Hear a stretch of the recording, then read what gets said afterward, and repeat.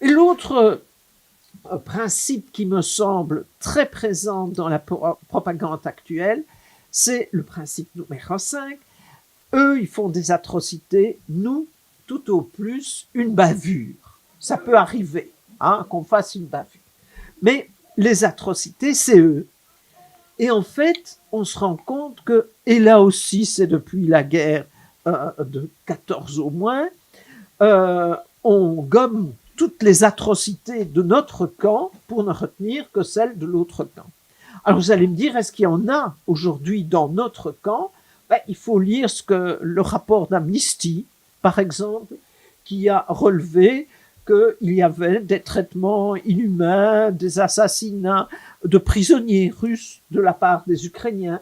Mais on a peu parlé de ça parce que ça n'entre pas dans le discours qui est le discours « eux font des atrocités et nous pas ». Nous, on a des soldats qui sont des soldats humanitaires, des soldats qui sont aimés de la population.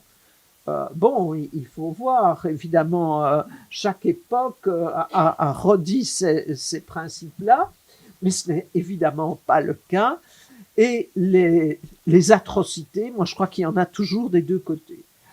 Plus ou moins, non, il peut y avoir davantage d'un côté que de l'autre, mais même pour la Première Guerre mondiale et même pour la Seconde Guerre mondiale, le bombardement de Dresde, c'est pas de la rigolade, c'était de la population civile réfugiée à Dresde, venue de différentes régions. Le bombardement d'Hiroshima et de Nagasaki, c'est pas de la rigolade. Et de même, en Yougoslavie, en Irak, dans toutes les guerres que nous avons menées, entre guillemets, il y a des atrocités, bien sûr, et pas simplement des bavures.